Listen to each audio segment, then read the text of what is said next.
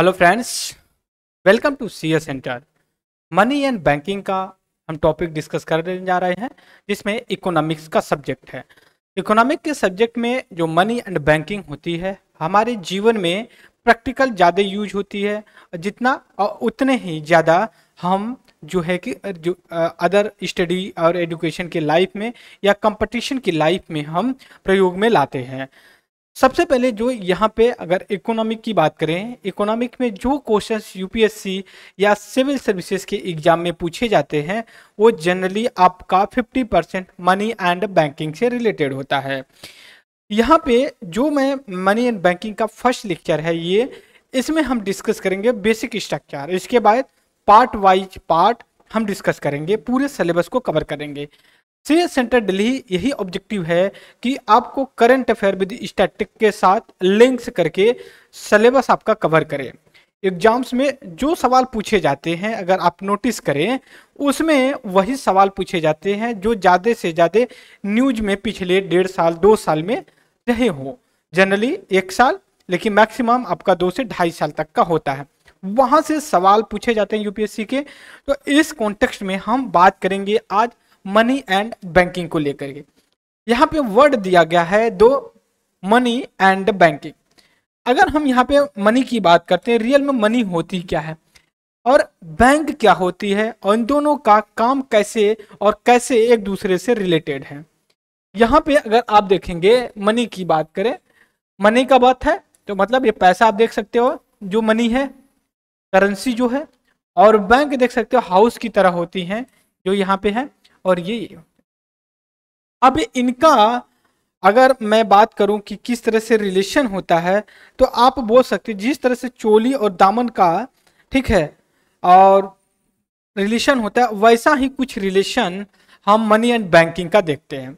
दोनों एक दूसरे के बिना नहीं रह सकते।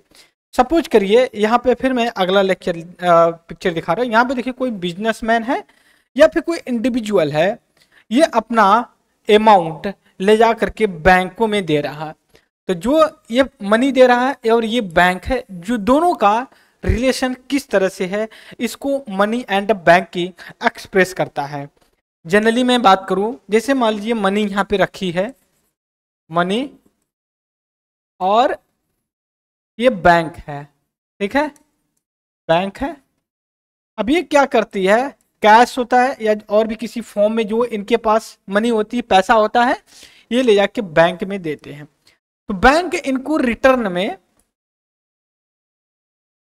में इंटरेस्ट देता है, इंटरेस्ट देता है। और आपके दिमाग में आएगा, क्या ये जो बैंक्स हैं, एक सेकेंड, ये जो बैंक हैं, ये पैसे का ये क्या करती है, मनी का क्या करती हैं, मनी का क्या करती हैं, ये लोन देती हैं, लोन देती हैं या फिर कहीं इन्वेस्ट करती हैं, इन्वेस्ट करती हैं। तो इसलिए बैंकों को लेंडर एंड आप बोल सकते हो बोरोवर, या फिर जो कि डिपॉजिटर। और मनी जो होती है वो जो है कि मीडियम ऑफ एक्सचेंज, मतलब आदान प्रदान, एक दूसरे से लेन देन का एक माध्यम होती है। आपके पास मनी है, मनी कई तरीके की हो सकती है, जैसे एक बार्टर सिस्टम से डेवलपमेंट हुआ, आपका आ गया डिजिटल करेंसी, जैसे बिटकॉइन, क्रिप्टो करेंसी, ठीक है। बार्टर सिस्टम क्या है, किसी के पास वीट है, किसी के पास राइस है, राइस वाले को वीट की जरूरत पड़ी और वीट वाले को राइस की जरूरत पड़ी, एक दूसरे से एक्सचेंज कर लिए, ये भी एक मनी का काम किया। दूसरी तरफ जब आज के समय में डिजिटल करेंसी या पेपरलेस करेंसी या फिर कैशलेस इकोनॉमिक की जब बात करते हैं, तो हम एडवांस वर्जन पे आए हैं, बात करते हैं, जैसे paper currency, plastic currency, ATM आ गई, फिर इसके बाद आपकी जो है कि वॉलेट वाला सिस्टम आ गया, फिर आज के समय में जो बिटकॉइन क्रिप्टो करेंसी चल रही है, ब्लॉकचेन टेक्नोलॉजी पे काम कर रही है, ये सारी चीजें मनी का काम कर रही हैं। मनी किसी भी फॉर्म में हो सकता है, बस मनी का ऐसा समझिए कि मीडियम ऑफ द एक्सचेंज, ठीक है, आदान प्रदान का जो माध्यम है, किसी चीज की जरूरत पड़ी, आप कुछ दिए और आपके बदले में उसको आपको रिटर्न देना पड़ा। और बैंक क्या है, ये जो है कि किसी से लेती है पैसे और फिर किसी को जो कि दे देती बिजनेस करने के लिए। बिजनेस करती जो बैंक, जैसे मान लीजिए आपसे मोहन से 1 लाख रुपए लिए 10% के हिसाब से, लेकिन सोहन को 15% के हिसाब से लोन दे दिया। आप जो 5% का जो प्रॉफिट हुआ वो बैंक का प्रॉफिट हुआ। और या फिर ये कहीं शेयर मार्केट या फिर किसी बिजनेस कंपनी में इन्वेस्ट कर देती है, वहां से जो रिटर्न होता है, जो लेंडर डिपोजिटर होता है, डिपोजिटर का रिटर्न करने के बाद जो पैसा बचता है वो बैंक का प्रॉफिट होता है। मतलब बैंक भी क्या बिजनेस करती हैं? जी हाँ, वो भी बिजनेस करती हैं। और आप अपने पैसों को वहां रखते हैं, क्यों रखते हैं? आपके पास सिक्योरिटी होती है कि नहीं, ये बैंक जो है कि सरकारी बैंक है, ये बैंक प्राइवेट बैंक है, फला बैंक जो है कि हमें ज्यादा इंटरेस्ट दे रही है, फला बैंक जो कि ज्यादा सिक्योरिटी दे रही है। तो हमारे दिमाग में कई चीजें चलती हैं जब हम बैंक में पैसा रखते हैं। सबसे पहले जो लोअर मिडिल क्लास होती है उसके दिमाग में ये चीज आती है कि हम वहां पे दे जहां पे हमारा पैसा सिक्योर हो। दूसरा बात आती है दिमाग में, कहां पे हमें ज्यादा रिटर्न मिलेगा। तीसरी चीज आती कहां पे हमें जो है कि ज्यादा जो है कि बेनिफिट या फिर बोल सकते हो हमें सहूलियत होगी एक्सचेंज या फिर लेन देन करने में। सबसे पहले हम जो middle class lower middle class होते हैं बेनिफिट देखते हैं या फिर सिक्योरिटी देखते हैं। सिक्योरिटी सुरक्षित है। अगर कोई कह दे कि लाइए आप जो कि एक्सिस बैंक में डालिए या कोई ऐसी प्राइवेट बैंक में डालिए, तो क्या नहीं भैया हम नहीं डालेंगे। कहाँ जाएंगे? एसबीआई बैंक में या फिर यूनियन बैंक में। क्यों? क्योंकि सरकारी बैंक है, वहां पे सरकार में बिलीव करते हैं, ना कि एसबीआई और यूनियन में। बस यूनियन और एसबीआई टैग है और उसके अंदर सरकार है और हम सरकार पे बिलीव करके इसमें पैसा रखें, चैन से सो जाते हैं। ठीक है, तो वो बैंक क्या करती पैसे का, या जो सरकार है उस पैसे को किसी को उधार देती ज्यादा ब्याज पे, या फिर कहीं वो इन्वेस्ट करती है और जो प्रॉफिट होता है वो अपना प्रॉफिट रखती है। ये हमने मनी एंड बैंकिंग के बारे में। बैंक यहाँ पे देख सकते हो आप कि किस तरह से जो है कि आप यहाँ पे घर बना हुआ है। बैंक आपका घर में ही होती है, बिल्डिंग होती है, उनमें रखी होती हैं, अपना एम्प्लॉय होते हैं, वो काम करते रहते हैं। फिर यहाँ पे देख सकते हो मनी है, अब मनी जो कि बैंक में जाती है और ये बैंक फिर ये पैसे को क्या करती है, किसी को जो है कि उधार में दे देती है। यहाँ से इसको 10% मिला और यहाँ से इसको 15% मिल रहा है, तो 5% का प्रॉफिट होता है। यही 5% बैंक का प्रॉफिट होता है, बिजनेस करती है। अब हम यहाँ पे आएंगे, जो हमारा मेजर टॉपिक है यहाँ पे हम डिस्कस करने वाले हैं, जो मनी एंड बैंकिंग में हम क्या क्या डिस्कस करेंगे। ठीक है, मनी एंड बैंकिंग में अगर आपसे पूछा जाए तो आप जनरली बोलेंगे क्या क्या, मनी क्या है। यहाँ पे देखिए, पहला आपसे पूछा जा रहा मनी क्या है रियल में। एक सेकेंड, मनी क्या है पहला, दूसरा पे कॉन्सेप्ट क्या है, और तीसरा ये जो मनी का टूल है वो कहाँ से जो है कि मेजर किया जाता है। फिर चौथा जो है यहाँ पे बैंकिंग इन इंडिया में क्या है, फिर हिस्टोरी ऑफ द बैंकिंग, फिर उसके बाद reserve bank, monetary policy, quantity and the credit, qualitative instrument जो है, ये सारे ये चीज़ों को लेकर के देखेंगे। इसमें हम जो डिस्कस करेंगे कि हिस्टोरिकल बैकग्राउंड तक के आएंगे, फिर उसके बाद आरबीआई का फंक्शन पॉलिसी कहाँ है, इसके बाद और भी चीज़ें दी गई हैं। Due course of the time development क्या होता है बैंकिंग सेक्टर में, इसको भी हम डिस्कस करेंगे। लेकिन सबसे पहले हम एक सेकेंड, ठीक है, मनी के बारे में डिस्कस करते हैं कि रियल में मनी है क्या। ठीक है, रियल में मनी है क्या। एक सेकेंड थोड़ा सा होल्ड रखना है।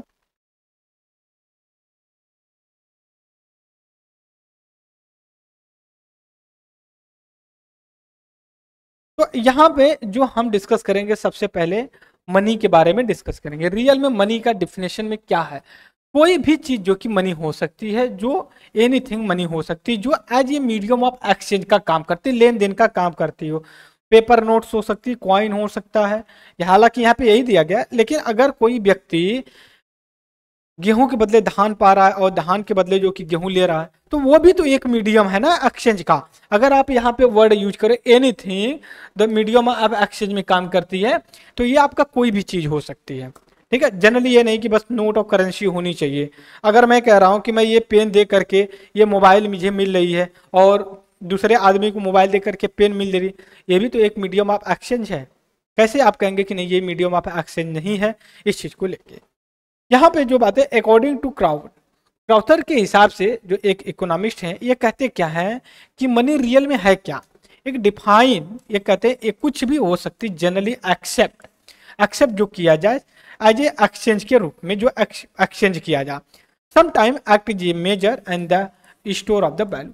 कुछ समय के लिए ये मेजर भी किया जाता और इसकी वैल्यू की भी कैपेसिटी होती। जैसे अगर आपसे कहा जाए कि हमें 10 क्विंटल गेहूं दे दीजिए, ठीक है, और उसके बदले मैं आपको कुछ गोल्ड या फिर डायमंड वगैरह दे रहा हूं, तो अब ऐसा नहीं कि 10 क्विंटल गेहूं के बराबर वजन की, नहीं, गेहूं के बराबर आपको कोहिनूर या गोल्ड नहीं देगा, वो उसकी प्राइस को देखा। हो सकता है इतना छोटा सा आपको डायमंड मिल जाए, हीरा, और आप पूरा ट्रक भर करके लेके जा रहे हैं गेहूं, पता चले ट्रक में भर के ले गए और आते समय जेब में बस छोटा सा हीरा डाल रखे।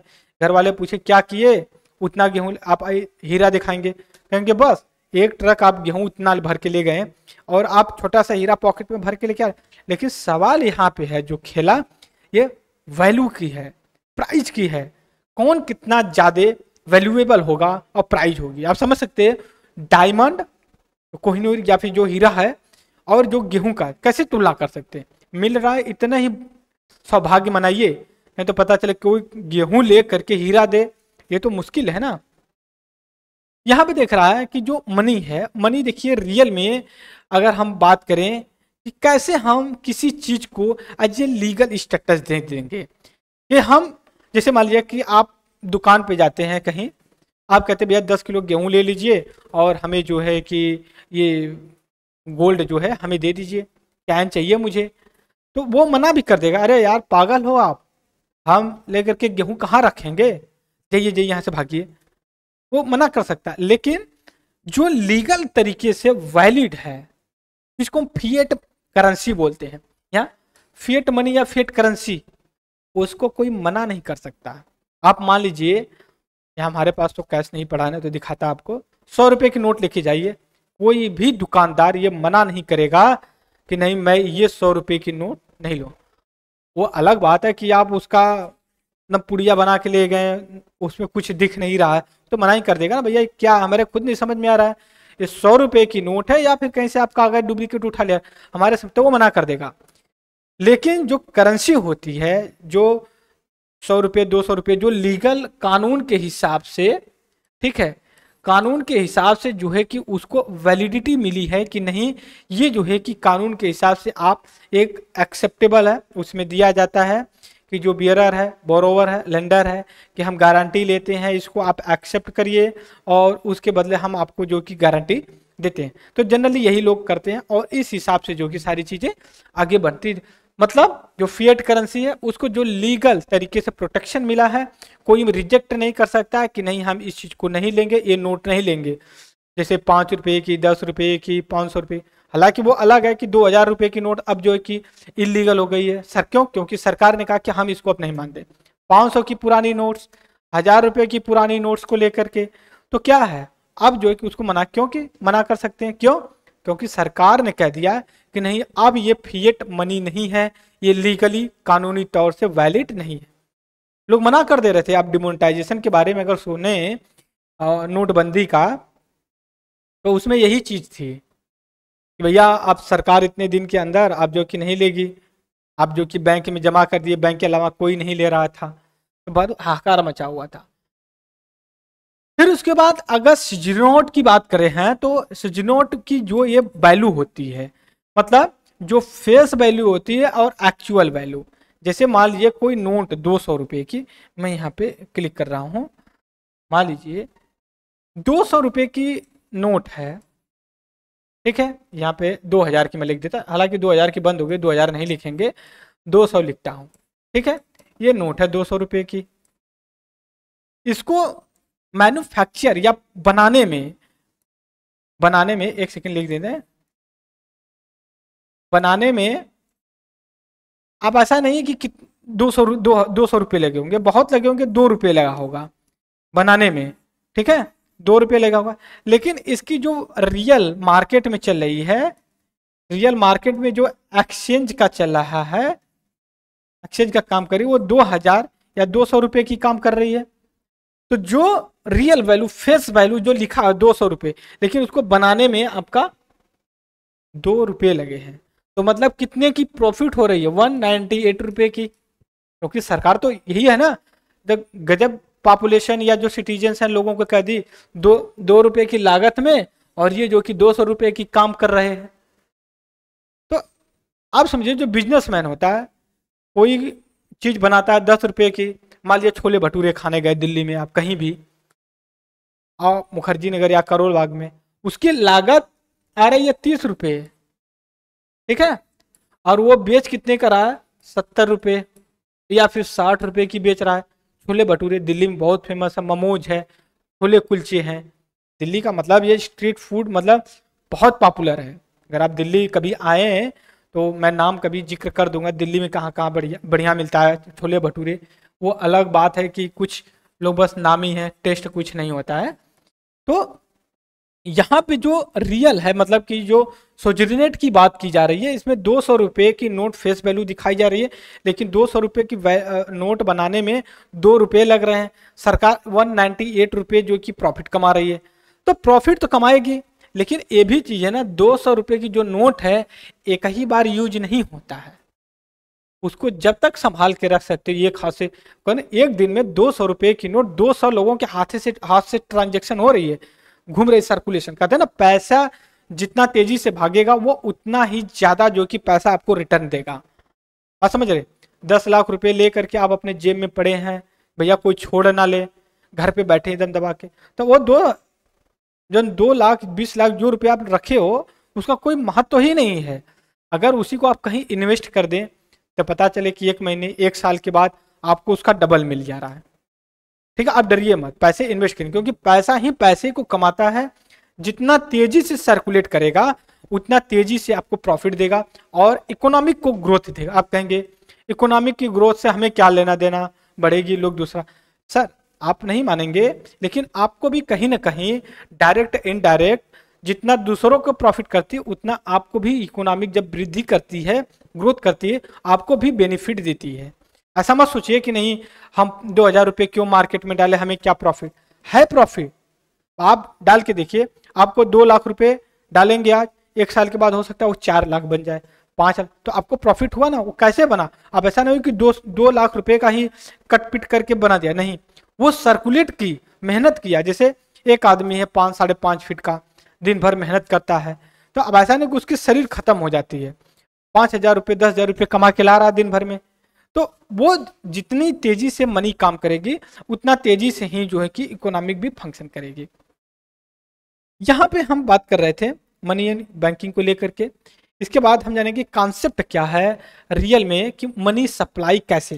जैसे मान लीजिए कि हमें पता हो कि कितनी मनी मार्केट में है, कैसे हम जो क्या करेंगे, कैसे कैलकुलेट करें। एग्जाम्पल लीजिए छोटा सा, हमारे पापा लोग होते हैं, उनको पता है कि हमारे बैंक में कितना है और हमारे घर पे कितना पैसा है और हमने अपने बेटे को कितने रुपए दिया है और कितना रुपया खर्चा किया है, सब कैलकुलेशन रखते हैं।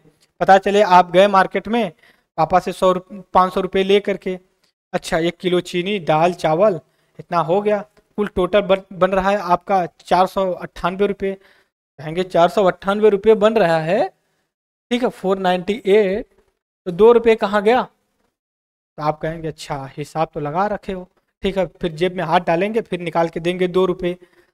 तो मतलब क्या है, ऐसे ही सरकार, इतनी बड़ी सरकार है, इतनी बड़ी आरबीआई स्टाफ है लोग, तो वो क्या पैसे का हिसाब नहीं लगा सकते? वो भी लगा सकते। उनको पता है कि मार्केट में कितनी पैसा घूम रहा है, ठीक है, उसको कैसे कैसे कैलकुलेट करते हैं। कैलकुलेट करने के लिए M0, M1, M2, M3, M4 ये फार्मूला है कि हम M0 को कहेंगे अच्छा ये बैंक के पास रखा है, M1 को कहेंगे अच्छा ये पोस्ट ऑफिस में रखा है, फिर M2 को बोलेंगे अच्छा ये मार्केट में पब्लिक के हाथ में, अच्छा M3 जब फलाने के पास है, M4 अच्छा हमने इसको बॉन्ड में करके रखा, पता है उसको।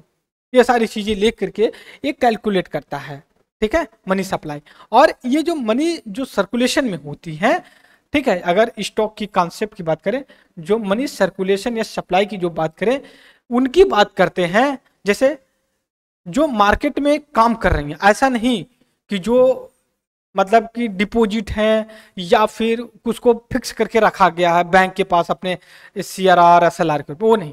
वो जो मार्केट में सर्कुलेट कर रही हैं उनको हम जनरली मानते हैं कि नहीं, ये जो है कि इस हिसाब से काम कर रहे हैं। अब इसको जो मेजर किया जाता है दोस्तों, उसके लिए टूल है। टूल क्या क्या है उसको देखिए। M0 वो रिजर्व मनी है। रिजर्व का मतलब जैसे मान लीजिए फादर आपके हैं, वो अलमारी में 10,000 रुपये रखे हैं। क्यों? क्योंकि सडनली कोई काम आ जाए। अब ऐसा थोड़ी कि भाग के जाएंगे बैंक में। बैंक में अलमारी में रखा है, निकालेंगे दे देंगे, कहेंगे भैया चलो जल्दी काम करो इसको। ठीक है। जैसे पता नहीं आप लोग कितना इस बात से अग्री करेंगे या नहीं करेंगे। अब तो मान लीजिए इतना ATM हो गया है और वॉलेट हो गया है मोबाइल में, सडनली जो कि ट्रांसफ़र हो जाता है पैसा या एक्सचेंज कर लेते हैं। आज से 20 साल 25 साल पहले बात किया जाए तो जिनके घर में 90 साल का अगर बुजुर्ग होता था ना, तो 10-20 हज़ार रुपये वो गठरी में अलमारी में रखे रहते थे, कहीं गड्ढा खोद के। अब कहेंगे क्यों? क्योंकि पता चले ठंडी आए, दादाजी निकल पड़े, तो किससे मांगने जाएंगे आप? ठीक है। तो उसमें रखा रहता था पैसे कि दादाजी जैसे तबीयत उनकी खराब हो या फिर निकल लिए, क्योंकि बुजुर्ग लोग हैं, उनका क्या भरोसा। ठीक है।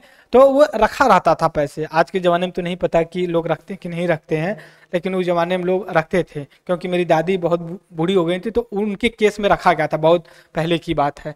तो यहाँ पे जो कॉन्सेप्ट है देखिए, जो M0 की बात कीजिए, जो सर्कुलेशन में है, बैंक जो डिपॉजिट किए हैं विद RBI के पास, और अदर डिपॉजिट की जो बात कर रहे हैं RBI से।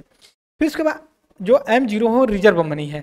लेकिन जो M1 की बात करते हैं, ये नैरो मनी। नैरो मनी मतलब ये उसका ज़्यादा एक्सपेंड नहीं किया जाएगा, वो लिमिटेड टाइम और लिमिटेड प्लेस और लिमिटेड जो कि ऑब्जेक्टिव के लिए यूज होगा। जैसे मान लीजिए करेंसी इन द पब्लिक में क्या है, फिर उसके बाद DD जो डिपॉजिट करके रखा गया है बैंकों के पास, फिर इसके बाद जो कि अदर डिपॉजिट बिग बैंक। जो पब्लिक के पास है वो लिमिटेड है, पब्लिक हो सकता है खर्च करे या ना खर्च करे। ठीक है। या फिर जो डिमांड डिपॉजिट है, डिमांड जो डिपॉजिट हो सकता है कभी भी डिपॉजिट के लिए आ जाए, तो उसका क्या हो। और RBI के पास जो डिपॉजिट रखे गए होते हैं। फिर इसके बाद हम आएंगे M2 में बात करेंगे। M2 में M1 जो यहाँ पे देख सकते हो आप, नैरो मनी पूरा।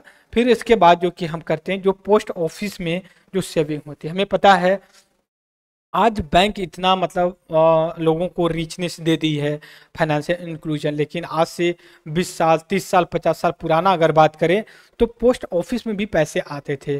ठीक है। अभी भी जैसे इंडियन पोस्टल बैंक करके एक स्कीम है, वहाँ पे बैंक की तरह वो काम करती हैं।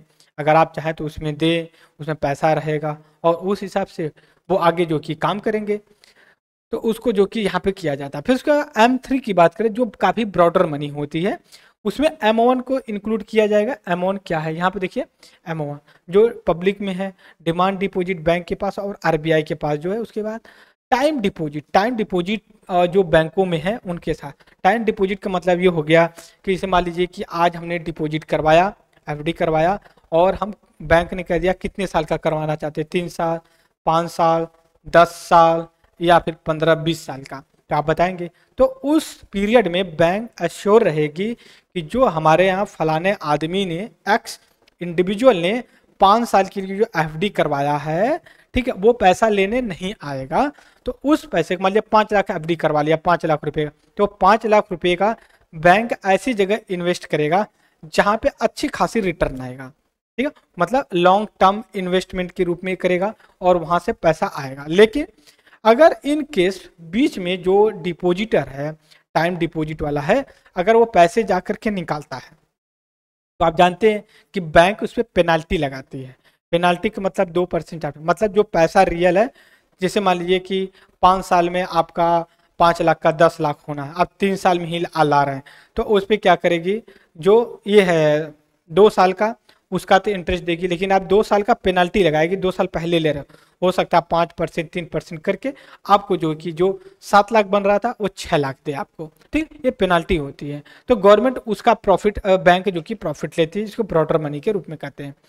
लेकिन जब हम M4 की बात करते हैं तो उसमें M3 जो ब्रॉडर मनी वो आती है, फिर उसके बाद जो जितने पोस्ट ऑफिस में सेविंग की गई होती है उसको, लेकिन इसको इन एक्सक्लूड करते हैं, निकाल देते हैं, किसको, जो नेशनल सेविंग वाला होता है इसको निकाल देते हैं, निकाल देते, नेशनल सेविंग सर्टिफिकेट जो होता है उसको निकाल देते हैं। इसके बाद जनरली जब मेजर किया जाता है मनी, वाइडली यूज किया जाता है इन इंडिया में, तो वो M0, M1 और M3 को जो कि यूज किया जा सकता है, किया जाता है, और M2, M4 को नहीं यूज करते हैं। इसके बाद इनकी अगर लिक्विडिटी में देखा जाए कौन सी सबसे ज़्यादा लिक्विडिटी है, तो जिस सिस्टम से आप पढ़े M0, M2, M0, M1, M2, M3, M4, इनकी वैसे ही लिक्विडिटी होगी। लिक्विडिटी का मतलब ये है कि आप कितना जल्दी आप किसी चीज को कैश में ले करके काम कर सकते हैं। जैसे आपके पास कैश पड़ा हुआ है, ये ज्यादा लिक्विडिटी है बजाय कि आपके पास चेक पड़ा हो। ठीक है, चेक में क्या, बैंक में जाएंगे, फिर वहां जमा करेंगे, जमा करने के बाद 1 दिन 2 दिन लगेगा, फिर पैसे मिलेंगे। लेकिन पैसा क्या, कैश है, आप सडनली कर लीजिए। ठीक है, वो उसमें ज्यादा लिक्विडिटी होती है, इसे लेकर के बोल रहे हैं। फिर इसके बाद हम चलेंगे अपने आगे, देखते हैं कि मनी मल्टीप्लायर की बात करते हैं। फिर इसके बाद हम चलेंगे यहाँ पे जो मनी का एडवांसमेंट हुआ है, जैसे मैंने कहा कि क्रिप्टो करेंसी से लेकर के या फिर बार्टर सिस्टम से लेकर के हम आ गए हैं आज क्रिप्टो करेंसी, मतलब एक डिजिटल करेंसी है। ठीक है दोस्तों, डिजिटल करेंसी है, बात समझ गए। डिजिटल करेंसी जिसे आज हम वॉलेट में यूज करते हैं, या फिर वॉलेट में यूज करने से और भी एडवांस ये हो गई क्रिप्टो करेंसी, जो आपका टेक्नोलॉजी के बेस में होती है, यूनिट में फॉर्म में होती है, और ये ब्लॉकचेन टेक्नोलॉजी पे काम करती है। ब्लॉकचेन टेक्नोलॉजी जो होती है, एक सेकेंड यहाँ पे लिख देता हूँ, देखिए लिखा हुआ है, ब्लॉकचेन टेक्नोलॉजी है, ये डिसेंट्रलाइज होता है, डिसेंट्रलाइज होता है, मतलब वो इनके पास यहाँ पे होता, और ये जब ट्रांजैक्शन होता है तो हर जगह जो कि इसका रिपोर्टिंग रहती है। ठीक है, सबके पास उसका रिपोर्ट होता है। लेकिन ये जो ट्रांजैक्शन किया जा सकता है, किया जाता है, जैसे मान लीजिए आप लेना चाहते हैं तो आपकी कोई आइडेंटिटी नहीं पूछी जाएगी, सीधे आपके वॉलेट में ट्रांसफर कर दिया जाएगा 10 बिटकॉइन या क्रिप्टो करेंसी जो है 20-25 जितना करना वो आपके अकाउंट में ट्रांसफर किया जाएगा, उसमें आपकी आइडेंटिटी नहीं लिए। लेकिन जब आप बैंक में जाते हैं तो पूरा डिटेल दिया जाता है ना आपको, ये चीज़ को लेकर के है। एक तरह की क्रिप्टो करेंसी एकदम एडवांस लेवल पे एक करेंसी है, ये जो है कि आप इस समय वर्जन, इसमें जो वर्जन ऑफ द करेंसी का है वो इस समय डिजिटल मनी की चल रही है। इसके बाद और भी देखें, जैसे क्रिप्टो करेंसी क्या है, बिटकॉइन है, एथेरियम है, ये सारी जो कि बिटकॉइन का एक वर्जन है जो लोकल लैंग्वेज में यूज किया जाता है। यूपीएससी ने कई बार सवाल भी पूछा है कि which of the following is a crypto currency, या डिजिटल करेंसी के रूप में बोला था क्रिप्टो करेंसी, और ये भी बोला था कि ये कौन सी टेक्नोलॉजी के बेस पे काम करता है, तो ब्लॉकचेन टेक्नोलॉजी पे है। और ब्लॉकचेन टेक्नोलॉजी के बारे में भी क्वेश्चन पूछा हुआ था, ये कैसे काम करती, क्या फीचर्स होते हैं, तो उसमें ये बोला था ये डिसेंट्रलाइज होती है, इसका कोई सेंट्रलाइज प्लेटफॉर्म नहीं होता है। ठीक है, तो ये डिसेंट्रलाइज होती है। इसके बाद अगर क्रिप्टो करेंसी का एडवांटेज डिसएडवांटेज वगैरह दिया गया है, तो यहाँ पे मैं एक बोलूँगा, इंडिया में कोई ना तो लीगल है और ना ही इलीगल है। इसमें आरबीआई गवर्नमेंट ऑफ इंडिया ने पूरी तरह से कह दिया है कि नहीं, यहाँ पे लीगल नहीं होगा। फिर सुप्रीम कोर्ट ऑफ इंडिया ने अपना स्टेप दिया कि नहीं भाई, आप कुछ काम करिए इसमें, क्योंकि ये अपडेटेड वर्जन है और आप समय के साथ, तकनीकी के साथ कदम से कदम मिला के नहीं चलेंगे तो कैसे हमारा देश आगे बढ़ेगा और कैसे जो है कि हम चीज़ों को फुलफिल कर पाएंगे। इस चीज़ को लेके बात किया। इसके बाद देखेंगे जो बैंकिंग इन इंडिया में बात किया जाएगा। ठीक है, बैंकिंग इन इंडिया में अगर हम बात करते हैं तो बैंकिंग का ओरिजिन कहाँ से हुआ, कैसे हुआ। हालांकि बैंकिंग का ओरिजिन बहुत पहले हो गया, लेकिन हम मॉडर्न टाइम से पढ़ेंगे, जब ब्रिटिश कॉलोनी थे तब से लेके हम पढ़ेंगे। ठीक है,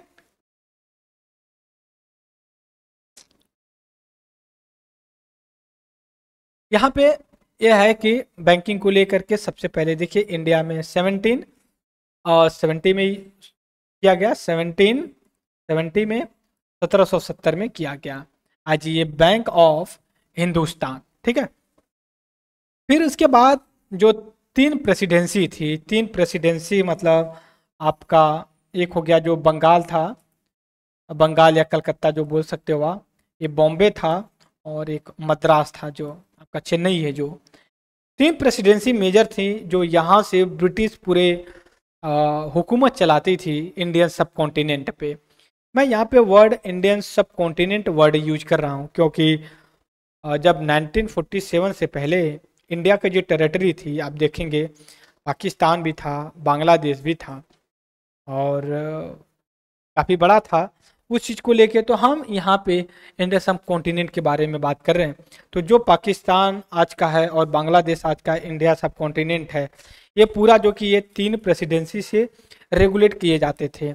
इसी के साथ तीन बैंक जो सेटअप की गई, एक पहले कलकत्ता, फिर बॉम्बे, फिर मद्रास। बॉम्बे आज का मुंबई है, आज का कलकत्ता का मतलब कोलकाता, ठीक है, और मद्रास मतलब चेन्नई, चेन्नई है, ठीक है। तो चेन्नई इन तीनों को किया गया, और उसके बाद इसको 1921 में 1921 को इसको मर्ज कर दिया गया, तीनों बैंक को मर्ज करके एक बनाया गया imperial bank of India, IBI। यहाँ पे देखिए इंपीरियल बैंक ऑफ इंडिया के नाम से इस्टेब्लिशमेंट किया गया, और ये imperial bank of India continue रही कब तक, आफ्टर इंडिपेंडेंस 1955 तक, ठीक है। और इसके बाद इन इंपीरियल बैंक ऑफ इंडिया को हम स्टेट बैंक ऑफ इंडिया के रूप में जानने लगे, जिसको SBI के नाम से जानते हैं। Is that clear?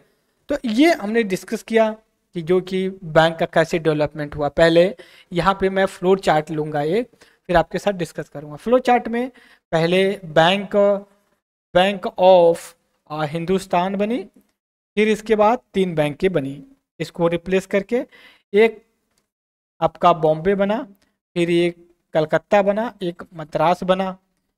इसके बाद इन तीनों को 1921 में मर्ज करके बना दिया गया इंपीरियल बैंक ऑफ इंडिया। फिर ये 1955 तक चली। 55 के बाद हम इसको SBI के नाम से जानने लगे, और ये टिल डेट तक अभी काम कर रही है, ठीक है। और अगर आपसे बता, हिंदुस्तान बैंक ऑफ हिंदुस्तान 1770 में किया गया, और बॉम्बे, मद्रास, कलकत्ता को, बॉम्बे की अगर मैं बात करूँ सबसे पहले, तो ये सबसे पहले कलकत्ता किया गया 1806 में, फिर उसके बाद बॉम्बे का किया गया 1840 में किया गया, फिर लास्ट में जो कि मद्रास का किया गया आपका 1843 को, ठीक है। फिर उसके बाद तीनों को मर्ज करके 1921 को जो कि इंपीरियल बैंक ऑफ इंडिया, और 1955 में SBI के नाम से बदल दिया गया, और अभी तक यही सिस्टम चल रहा है। इसके बाद हम चलेंगे आगे, देखते हैं क्या बोलते हैं ये। फिर उसके बाद ब्रिटिश गवर्नमेंट ने 1922 में एक कमीशन, रॉयल कमीशन इस्टेब्लिश किया इंडियन करेंसी और फाइनेंशियल सेक्टर को देखने के लिए। उस कमीशन का नाम था, जो चेयरपर्सन थे उसके रॉयल कमीशन के, हिल्टन योंग करके थे। कौन थे? हिल्टन योंग थे, जो इन्होंने इस कमेटी का हेड थे। ये अपनी रिपोर्ट जो है कि मनी एंड ऑपरेशन को लेकर के जब 22 में किया गया, 26 तक किए, रिपोर्ट दिए, और इन्होंने रिकमेंडेशन दिया था, और उसी के रिकमेंडेशन पे एक एक्ट पास हुआ जिसको reserve bank of India act के नाम से जानते हैं।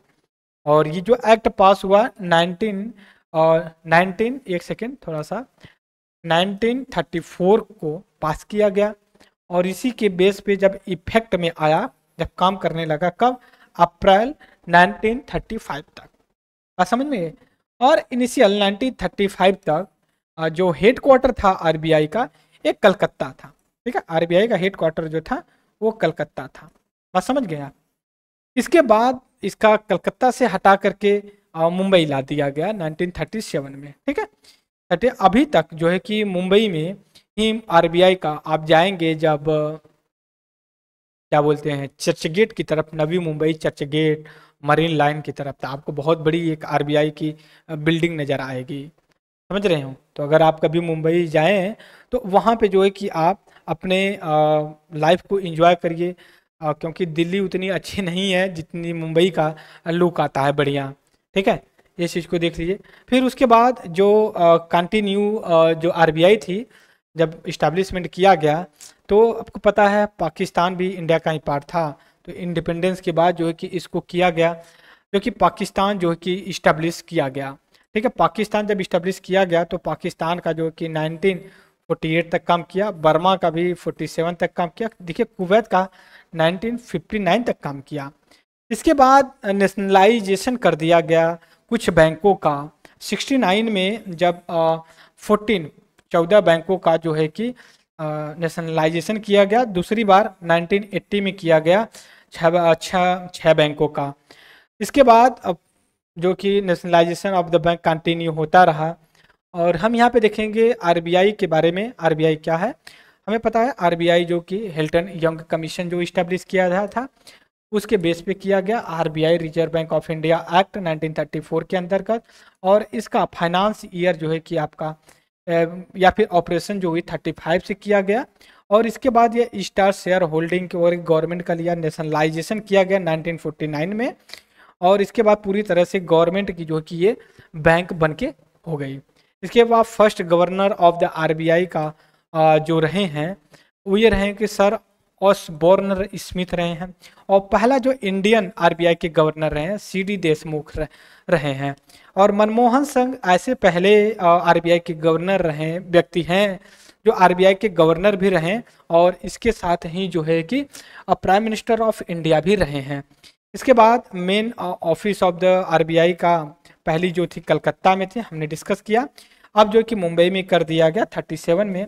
और 4 इसकी रीजनल है और 4 जोनल है और 22 जो कि रीजनल ऑफिस है। समझ सकते हो कितनी बड़ी है। अगर इसका सिंबल ऑफ द लोगो की बात कहते हैं टाइगर है और पाल्म ट्री को जो कि इसका लोगो बनाया जाता है। और ये वैरायटी ऑफ द रूल इसका होता है। प्रियम्बल वगैरह भी है तो वो हम नहीं डिस्कस करेंगे। फिर इसके बाद ये इम्पोर्टेंट है कि जो आरबीआई है इसका फाइनेंस ईयर जो चलता है जुलाई से लेकर के जून तक चलता है। 1 जुलाई से लेकर 30 जून तक चलता है।